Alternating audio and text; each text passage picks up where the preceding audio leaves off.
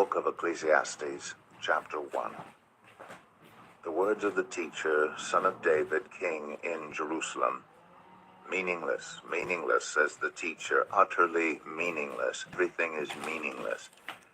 What do people gain from all their labors at which they toil under the sun? Generations come and generations go, but the earth remains forever. The sun rises and the sun sets and hurries back to where it rises. The wind blows to the south and turns to the north. Round and round it goes, ever returning on its course. All streams flow into the sea, yet the sea is never full. To the place the streams come from, there they return again. All things are wearisome, more than one can say. The eye never has enough of seeing, nor the ear its fill of hearing. What has been will be again. What has been done will be done again. There is nothing new under the sun. Is there anything of which one can say, look, this is something new? It was here already long ago. It was here before our time. No one remembers the former generations, and even those yet to come will not be remembered by those who follow them. I, the teacher, was king over Israel in Jerusalem. I applied my mind to study and to explore by wisdom all that is done under the heavens. What a heavy burden God has laid on mankind. I have seen all the things that are done under the sun. All of them are meaningless, a chasing after the wind. What is crooked cannot be straightened. What is lacking cannot be counted. I said to myself, look, I have increased in wisdom more than anyone who has ruled over Jerusalem before me. I have experienced much of wisdom and knowledge. Then I applied myself to the understanding of wisdom and also of madness and folly. But I learned that this too is a chasing after the wind. For with much wisdom comes much sorrow. The more knowledge, the more grief.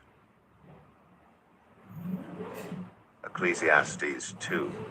I said to myself, come now, I will test you with pleasure to find out what is good. But that also proved to be meaningless. Laughter, I said, is madness. And what does pleasure accomplish? I tried cheering myself with wine and embracing folly, my mind still guiding me with wisdom. I wanted to see what was good for people to do under the heavens during the few days of their lives. I undertook great projects. I built houses for myself and planted vineyards. I made gardens and parks and planted all kinds of fruit trees in them. I made reservoirs to water groves of flourishing trees. I bought male and female slaves and had other slaves who were born in my house. I also owned more herds and flocks than anyone in Jerusalem before me. I amassed silver and gold for myself and the treasure of kings and provinces. I acquired male and female singers and a harem as well, the delights of a man's heart. I became greater by far than anyone in Jerusalem before me. In all this my wisdom stayed with me. I denied myself nothing my eyes desired. I refused my heart no pleasure. My heart took delight in all my labor, and this was the reward for all my toil. Yet when I surveyed all that my hands had done and what I had toiled to achieve, everything was meaningless, a chasing after the wind. Nothing was gained under the sun. Then I turned my thoughts to consider wisdom and also madness and folly. What more can the king's successors do than what has already been done? I saw that wisdom is better than folly, just as light is better than darkness. The wise have eyes in their heads, while the fool walks in the darkness. But I came to realize that the same fate overtakes them both. Then I said to myself, the fate of the fool will overtake me also. What then do I gain by being wise? I said to myself, this too is meaningless. For the wise, like the fool, will not be long remembered. The days have already come when both have been forgotten. Like the fool, the wise too must die. So I hated life, because the work that is done under the sun was grievous to me. All of it is meaningless, a chasing after the wind. I hated all the things I had toiled for under the sun, because I must leave them to the one who comes after me. And who knows whether that person will be wise or foolish?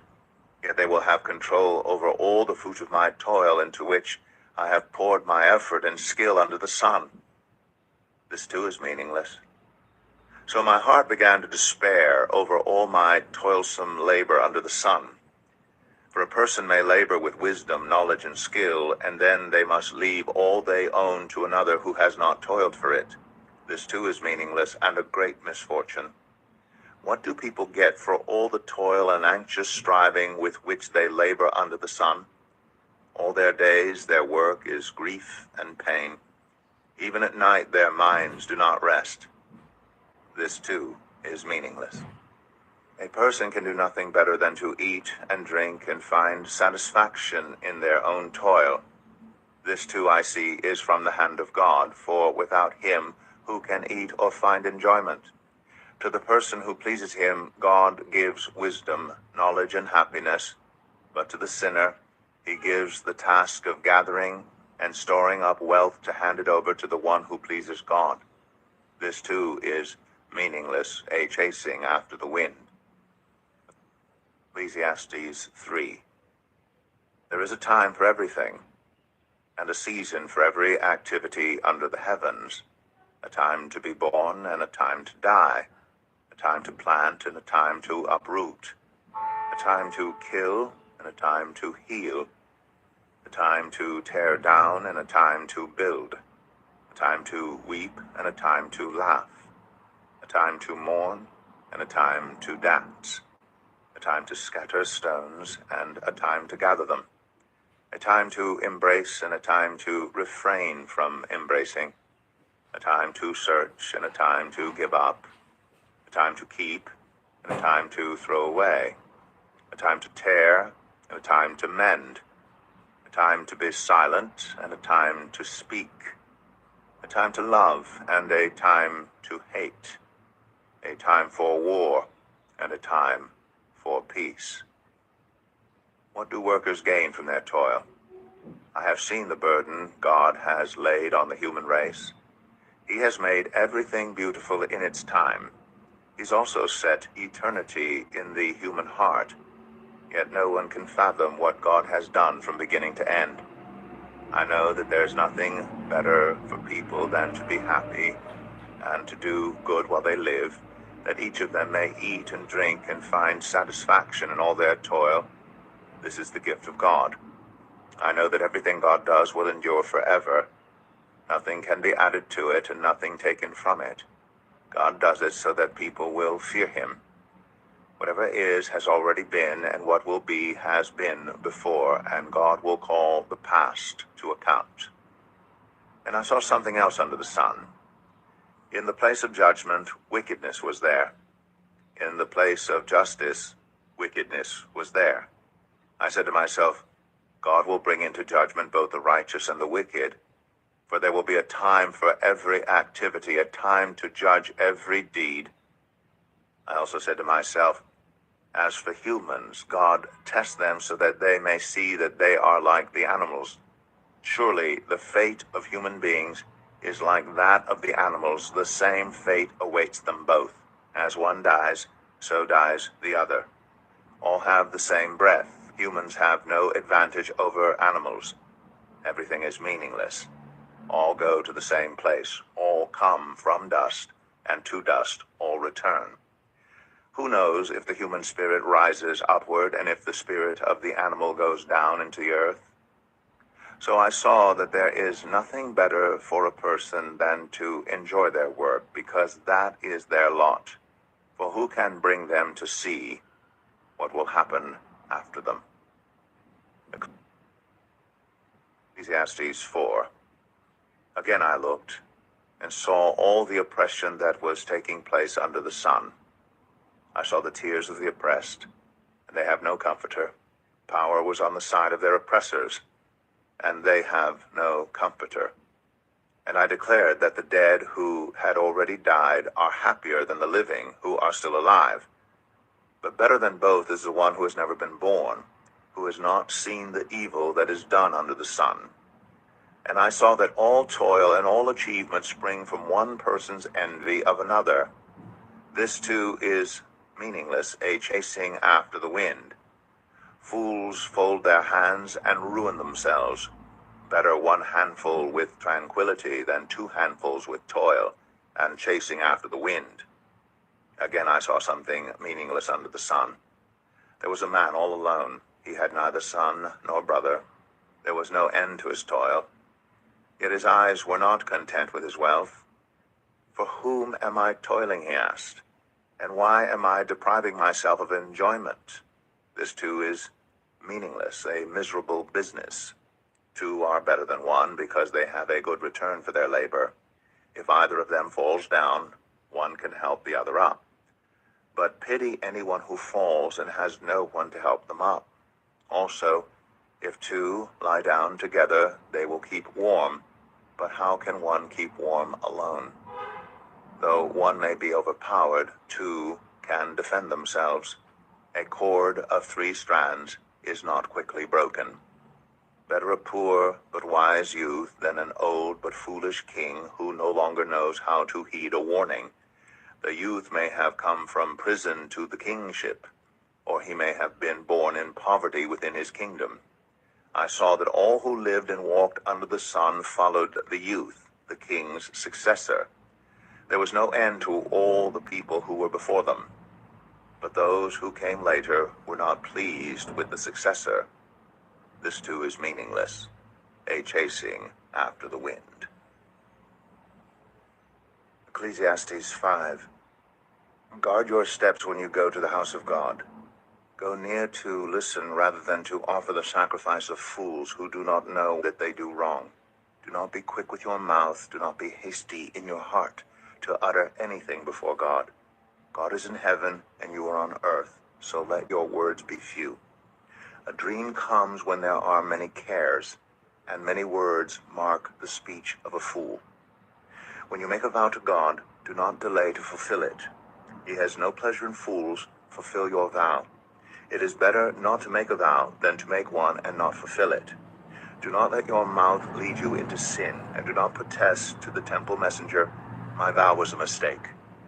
Why should God be angry at what you say and destroy the work of your hands? Much dreaming and many words are meaningless. Therefore, fear God. If you see the poor oppressed in a district, and justice and rights denied, do not be surprised at such things. For one official is eyed by a higher one, and over them both are others higher still. The increase from the land is taken by all. The king himself profits from the fields. Whoever loves money never has enough. Whoever loves wealth is never satisfied with their income. This too is meaningless. As goods increase, so do those who consume them. And what benefit are they to the owners except to feast their eyes on them? The sleep of a laborer is sweet, whether they eat little or much. But as for the rich, their abundance permits them no sleep. I have seen a grievous evil under the sun, wealth hoarded to the harm of its owners, or wealth lost through some misfortune so that when they have children there's nothing left for them to inherit. Everyone comes naked from their mother's womb, and as everyone comes, so they depart. They take nothing from their toil that they can carry in their hands. This too is a grievous evil. As everyone comes, so they depart. And what do they gain since they toil for the wind? All their days they eat in darkness, with great frustration, affliction, and anger. This is what I have observed to be good, that it is appropriate for a person to eat, to drink, and to find satisfaction in their toilsome labor under the sun during the few days of life God has given them, for this is their lot. Moreover, when God gives someone wealth and possessions, and the ability to enjoy them, to accept their lot, and to be happy in their toil, this is a gift of God. They seldom reflect on the days of their life because God keeps them occupied with gladness of heart. Ecclesiastes 6. I have seen another evil under the sun, and it weighs heavily on mankind. God gives some people wealth, possessions, and honor, so that they lack nothing their hearts desire. But God does not grant them the ability to enjoy them, and strangers enjoy them instead. This is meaningless, a grievous evil.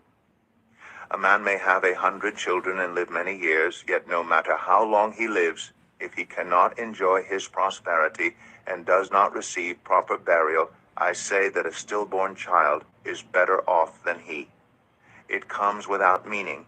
It departs in darkness, and in darkness its name is shrouded.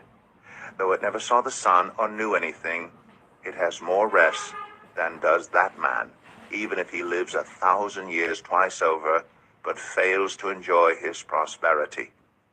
Do not all go to the same place.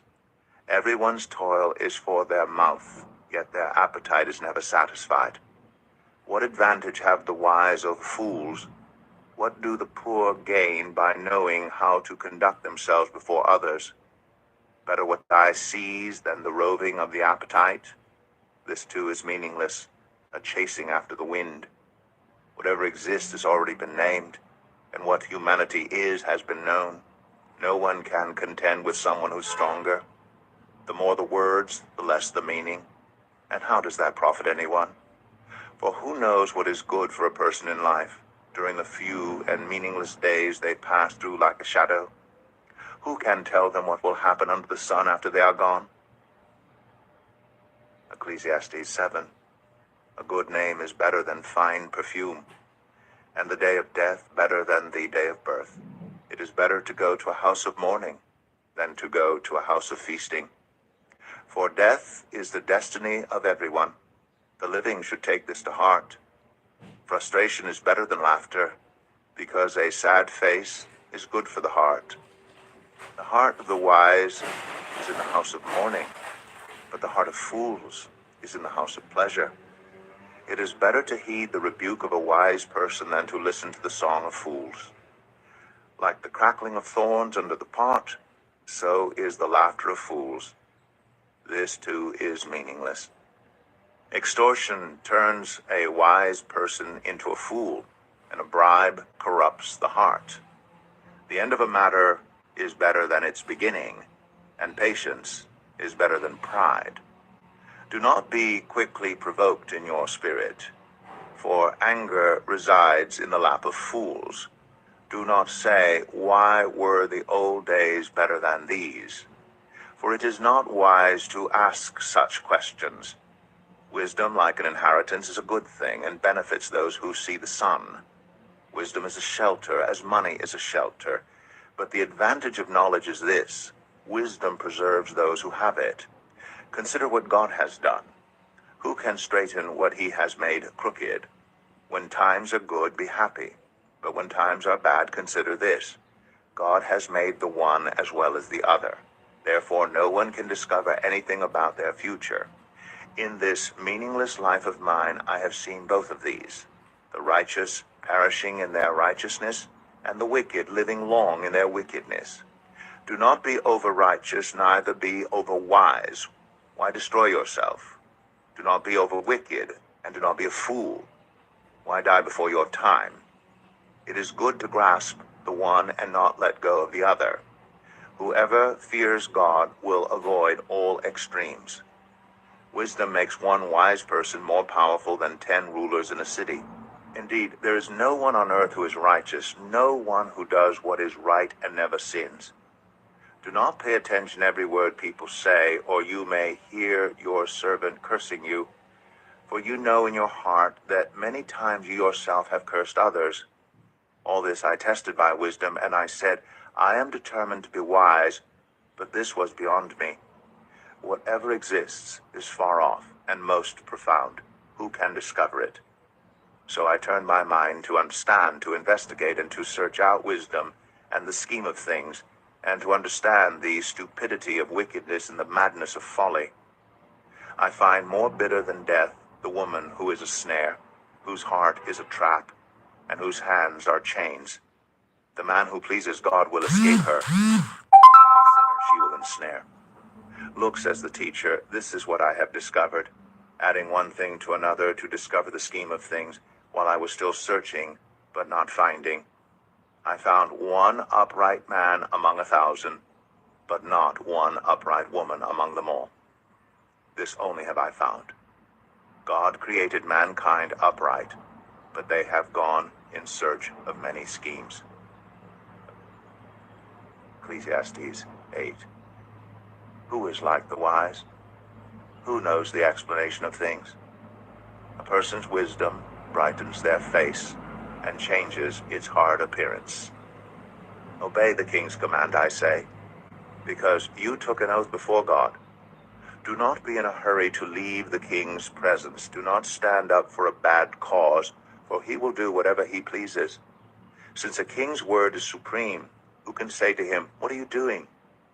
Whoever obeys his command will come to no harm, and the wise heart will know the proper time and procedure.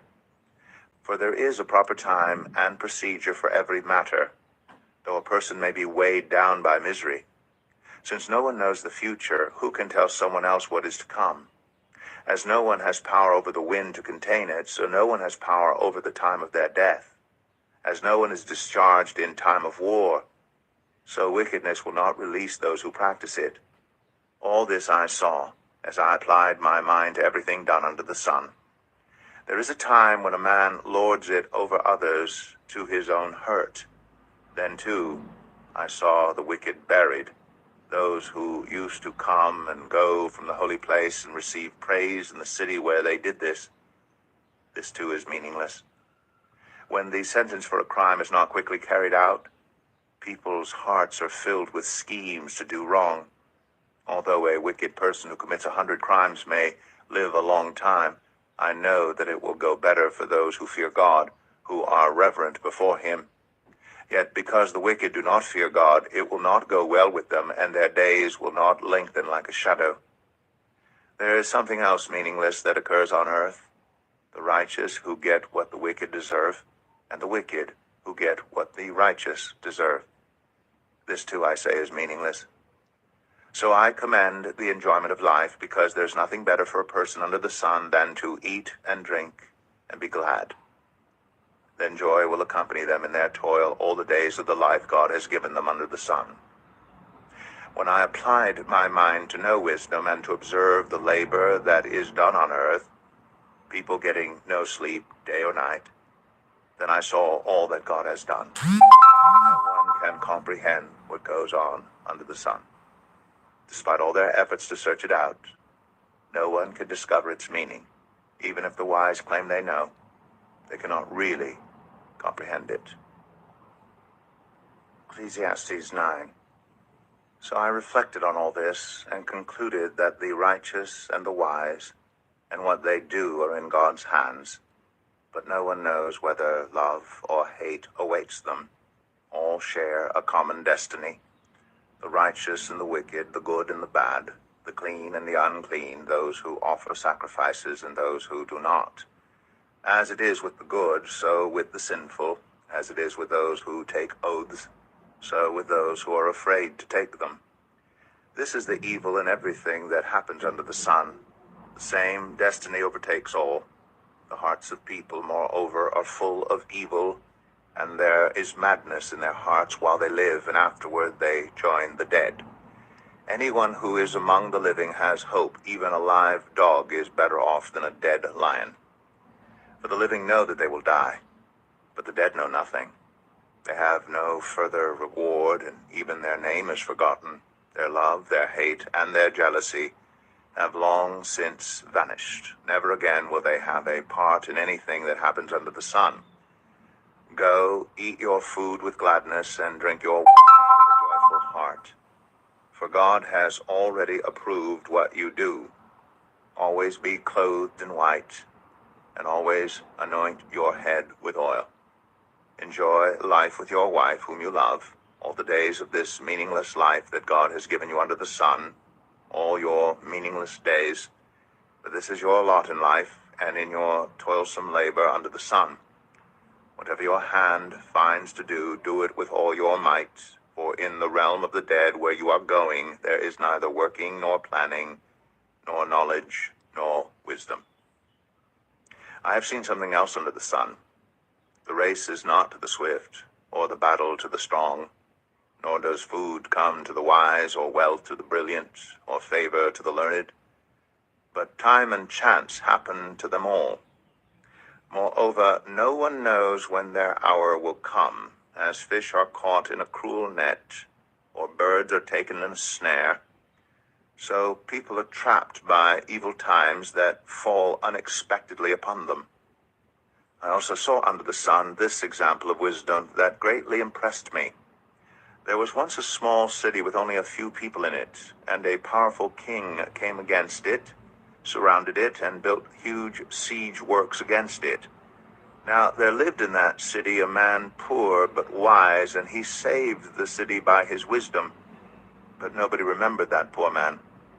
So I said, wisdom is better than strength. But the poor man's wisdom is despised, and his words are no longer heeded. The quiet words of the wise are more to be heeded than the shouts of a ruler of fools. Wisdom is better than weapons of war, but one sinner destroys much good.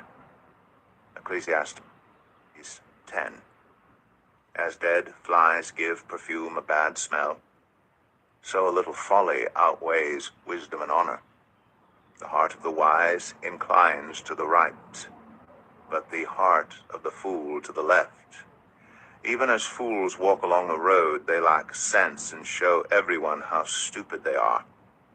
If a ruler's anger rises against you, do not leave your post. Calmness can lay great offenses to rest. There is an evil I have seen under the sun, the sort of error that arises from a ruler. Fools are put in many high positions, while the rich occupy the low ones. I have seen slaves on horseback, while princes go on foot like slaves.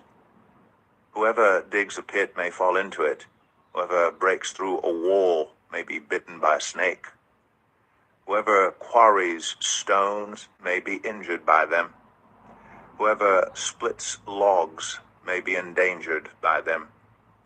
If the axe is dull and its edge unsharpened, more strength is needed, but skill will bring success.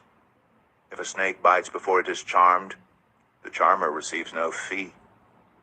Words from the mouth of the wise are gracious, but fools are consumed by their own lips. At the beginning their words are folly, at the end they are wicked madness, and fools multiply words. No one knows what is coming. Who can tell someone else what will happen after them?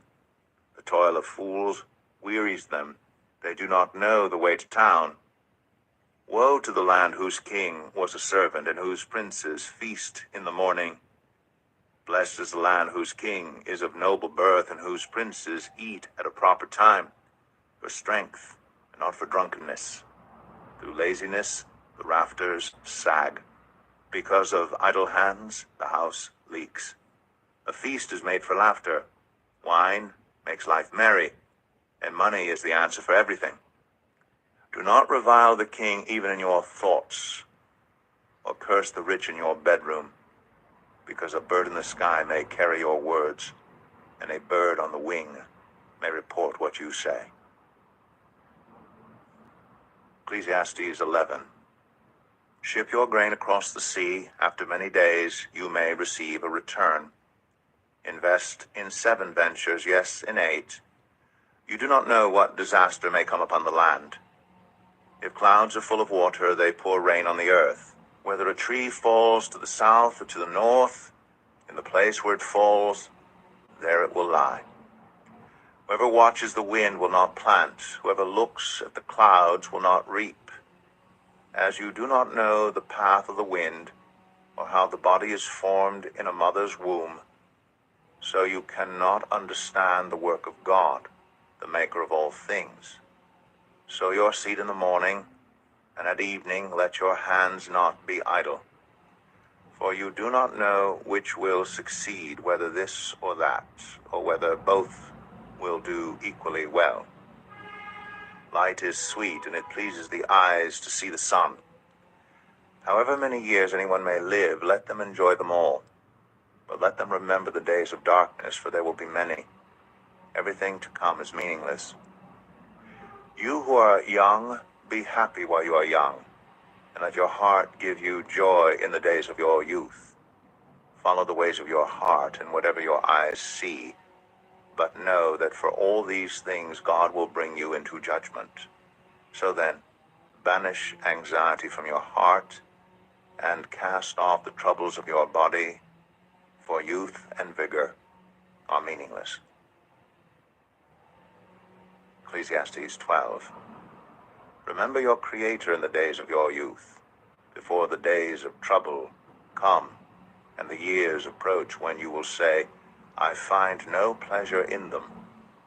Before the sun and the light and the moon and the stars grow dark, and the clouds return after the rain, when the keepers of the house tremble, and the strong men stoop, when the grinders cease because they are few, and those looking through the windows grow dim, when the doors to the street are closed, and the sound of grinding fades, when people rise up at the sound of birds, but all their songs grow faint, when people are afraid of heights and of dangers in the streets, when the almond tree blossoms and the grasshopper drags itself along, and desire no longer is stirred, then people go to their eternal home, and mourners go about the streets. Remember him before the silver cord is severed, and the golden bowl is broken, before the pitcher is shattered at the spring, and the wheel broken at the well, and the dust returns to the ground it came from, and the spirit returns to God who gave it. Meaningless? Meaningless, says the teacher. Everything is meaningless. Not only was the teacher wise, but he also imparted knowledge to the people. He pondered and searched out and set in order many proverbs. The teacher searched to find just the right words, and what he wrote was upright and true. The words of the wise are like goads, their collected sayings like firmly embedded nails, given by one shepherd. Be warned, my son, of anything in addition to them. Of making many books there is no end, and much study wearies the body. Now all has been heard. Here is the conclusion of the matter. Fear God, and keep his commandments. For this is the duty of all mankind. For God will bring every deed into judgment, including every hidden thing, whether it is good or evil. Song of Songs, Chapter 1. Solomon's Song of Songs. Let him kiss me with the kisses of his mouth, for your love is more delightful than wine. Pleasing is the fragrance of your perfumes. Your name is like perfume poured out. No wonder the young women love you. Take me away with you. Let us hurry. Let the king bring me into his chambers. We rejoice and delight in you. We will praise your love more than wine. How right they are to adore you. Dark am I, yet lovely, daughters of Jerusalem. Dark like the tents of Kedar, like the tent curtains of Solomon. Do not stare at me because I am dark, because I am darkened by the sun. My mother's sons were angry with me and made me take care of the vineyards. My own vineyard I had to neglect. Tell me, you whom I love, where you graze your flock, and where you rest your sheep at midday. Why should I be like a veiled woman beside the flocks of your friends? If you do not know, most beautiful of women, follow the tracks of the sheep and graze your young goats by the tents of the shepherds. I liken you, my darling, to a mare among Pharaoh's chariot horses. Your cheeks are beautiful with earrings, your neck with strings of jewels. We will make you earrings of gold studded with silver. While the king was at his table, my perfume spread its fragrance. My beloved is to me a sachet of myrrh resting between my breasts. My beloved is to me a cluster of henna blossoms from the vineyards of En-Gedi. How beautiful you are, my darling. Oh, how beautiful. Your eyes are doves. How handsome you are, my beloved. Oh, how charming. And our bed is verdant. The beams of our house are cedars, our rafters are firs. Song of Songs 2. I am a rose of Sharon, a lily of the valleys. Like a lily among thorns is my darling among the young women. Like an apple tree among the trees of the forest is my beloved among the young men. I delight to sit in his shade, and his fruit is sweet to my taste. Let him lead me to the banquet hall, and let his banner over me be love. Strengthen me with raisins, refresh me with apples, for I am faint with love. His left arm is under my head, and his right arm embraces me. Daughters of Jerusalem, I charge you by the gazelles and by the does of the field, do not arouse or awaken love until it so desires. Listen, my beloved, look, here he comes, leaping across the mountains, bounding over the hills. My beloved is like a gazelle or a young stag. Look, there he stands behind our wall, gazing through the windows, peering through the lattice. My beloved spoke and said to me, Arise, my darling, my beautiful one, come with me. See, the winter is past, the rains are over and gone. Flowers appear on the earth, the season of singing has come. The cooing of doves is heard in our land. The fig tree forms its early fruit, the blossoming vines spread their fragrance. Arise, come, my darling, my beautiful one, come with me. My dove, in the clefts of the rock, in the hiding places on the mountainside, show me your face. Let me hear your voice. Your voice is sweet and your face is lovely. Catch for us the foxes, the little foxes that ruin the vineyards, our vineyards that are in bloom. My beloved is mine and I am his. He browses among the lilies until the day breaks and the shadows flee. Turn, my beloved, and be like a gazelle or like a young stag on the rugged hills. Song of Songs 3. All night long on my bed I looked for the one my heart loves. I looked for him but did not find him. I will get up now and go about the city, through its streets and squares. I will search for the one my heart loves. So I looked for him but did not find him. The watchmen found me as they made their rounds in the city. Have you seen the one my heart loves?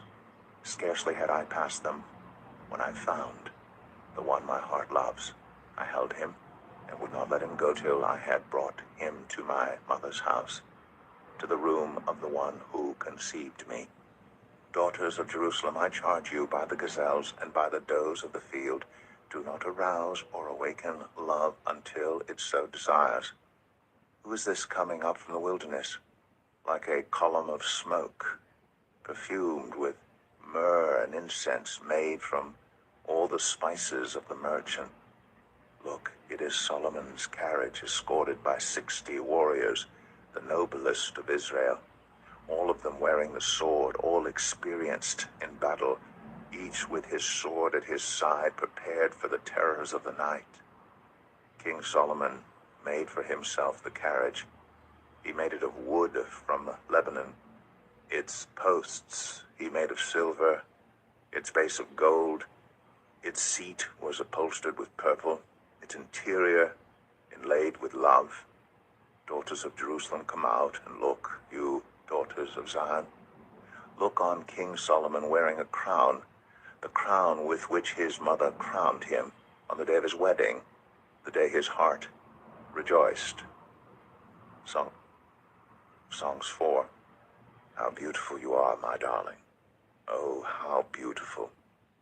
Your eyes behind your veil are doves. Your hair is like a flock of goats descending from the hills of Gilead. Your teeth are like a flock of sheep just shorn, coming up from the washing. Each has its twin, not one of them is alone. Your lips are like a scarlet ribbon. Your mouth is lovely. Your temples behind your veil are like the halves of a pomegranate. Your neck is like the Tower of David, built with courses of stone. On it hang 1,000 shields, all of them shields of warriors. Your breasts are like two fawns, like twin fawns of a gazelle that browse among the lilies. Until the day breaks and the shadows flee, I will go to the mountain of myrrh and to the hill of incense. You are altogether beautiful, my darling. There is no flaw in you. Come with me from Lebanon, my bride. Come with me from Lebanon. Descend from the crest of Amana, from the top of Senir, the summit of Hermon, from the lion's dens and the mountain haunts of leopards. You have stolen my heart, my sister, my bride. You have stolen my heart with one glance of your eyes, with one jewel of your necklace. How delightful is your love, my sister, my bride. How much more pleasing is your love than wine, and the fragrance of your perfume more than any spice. Your lips drop sweetness as the honeycomb, my bride. Milk and honey are under your tongue. The fragrance of your garments is like the fragrance of Lebanon. You are a garden locked up, my sister, my bride. You are a spring enclosed, a sealed fountain. Your plants are an orchard of pomegranates with choice fruits, with henna and nard and saffron, calamus and cinnamon, with every kind of incense tree, with myrrh and aloes, and all the finest spices. You are a garden fountain, a well of flowing water streaming down from Lebanon. Awake, north wind, and come, south wind, blow on my garden, that its fragrance may spread everywhere. Let my beloved come into his garden and taste its choice fruits. Song of Songs 5. I have come into my garden, my sister, my bride. I have gathered my myrrh with my spice. I have eaten my honeycomb and my honey. I have drunk my wine and my milk. Eat, friends, and drink your fill of love. I slept, but my heart was awake. Listen, my beloved is knocking. Open to me, my sister, my darling, my dove, my flawless one. My head is drenched with dew, my hair with the dampness of the night. I've taken off my robe. Must I put it on again? I have washed my feet. Must I soil them again? My beloved thrust his hand through the latch opening. My heart began to pound for him. I rose to open for my beloved, and my hands dripped with myrrh, my fingers with flowing myrrh on the handles of the bolt. I opened for my beloved, but my beloved had left. He was gone. My heart sank at his departure. I looked for him, but did not find him. I called him, but he did not answer. The watchmen found me as they made their rounds in the city. They beat me, they bruised me, they took away my cloak. Those watchmen of the walls, daughters of Jerusalem, I charge you, if you find my beloved, what will you tell him? Tell him I am faint with love. How is your beloved better than others, most beautiful of women? How is your beloved better than others that you so charge us? My beloved is radiant and ruddy, outstanding among 10,000. His head is purest gold, his hair is wavy and black as a raven, his eyes are like doves, by the water streams washed in milk, mounted like jewels. His cheeks are like beds of spice yielding perfume. His lips are like lilies dripping with myrrh. His arms are rods of gold set with topaz. His body is like polished ivory, decorated with lapis lazuli. His legs are pillars of marble set on bases of pure gold. His appearance is like Lebanon, choice as its cedars. His mouth is sweetness itself. He is altogether lovely. This is my beloved. This is my friend, daughters of Jerusalem. Song of Songs 6. Where has your beloved gone, most beautiful of women? Which way did your beloved turn, that we may look for him with you? My beloved has gone down to his garden, to the beds of spices, to browse in the gardens and to gather lilies. I am my beloved's. My beloved is mine. He browses among the lilies. You are as beautiful as Tirzah, my darling, as lovely as Jerusalem, as majestic as troops with banners. Turn your eyes from me, they overwhelm me.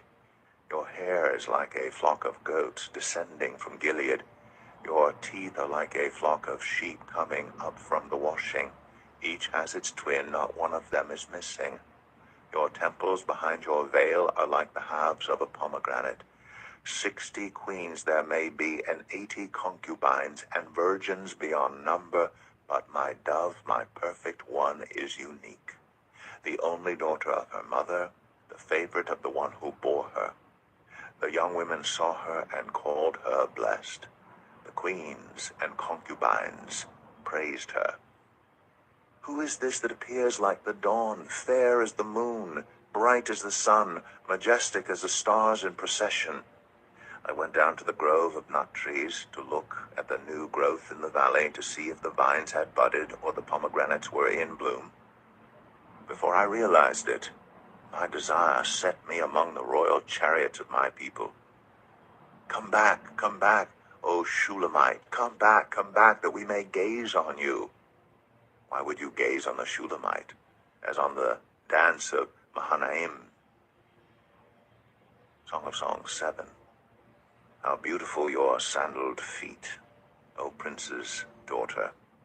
Your graceful legs are like jewels, the work of an artist's hands. Your navel is a rounded goblet that never lacks blended wine. Your waist is a mound of wheat encircled by lilies. Your breasts are like two fawns, like twin fawns of a gazelle. Your neck is like an ivory tower. Your eyes are the pools of Heshbon by the gate of Beth Rabbim. Your nose is like the Tower of Lebanon, looking toward Damascus. Your head crowns you like Mount Carmel. Your hair is like royal tapestry. The king is held captive by its tresses. How beautiful you are, and how pleasing, my love, with your delights. Your stature is like that of the palm, and your breasts like clusters of fruit. I said, I will climb the palm tree. I will take hold of its fruit. May your breasts be like clusters of grapes on the vine, the fragrance of your breath like apples, and your mouth like the best wine. May the wine go straight to my beloved, flowing gently over lips and teeth. I belong to my beloved, and his desire is for me. Come, my beloved, let us go to the countryside. Let us spend the night in the villages. Let us go early to the vineyards to see if the vines have budded, if their blossoms have opened, and if the pomegranates are in bloom.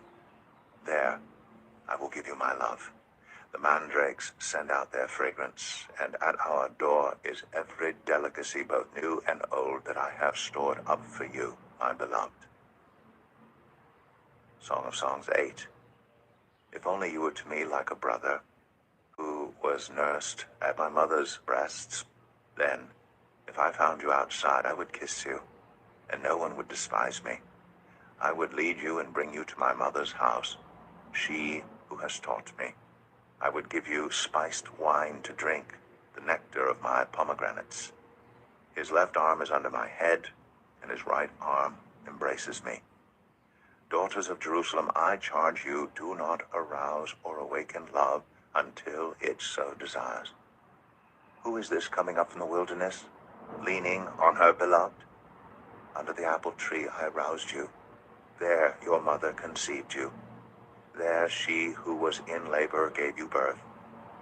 Place me like a seal over your heart, like a seal on your arm, for love is as strong as death, its jealousy unyielding as the grave. It burns like blazing fire, like a mighty flame. Many waters cannot quench love, rivers cannot sweep it away. If one were to give all the wealth of one's house for love, it would be utterly scorned. We have a little sister, and her breasts are not yet grown. What shall we do for our sister on the day she is spoken for? If she is a wall, we will build towers of silver on her. If she is a door, we will enclose her with panels of cedar. I am a wall, and my breasts are like towers. Thus I have become in his eyes like one bringing contentment.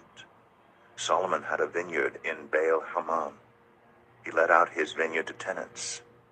Each was to bring for its fruit 1,000 shekels of silver. But my own vineyard is mine to give. 1,000 shekels are for you, Solomon, and 200 are for those who tend its fruit. You who dwell in the gardens with friends in attendance, let me hear your voice. Come away, my beloved, and be like a gazelle, or like a young stag on the spice-laden mountains. The prophet Isaiah, chapter 1.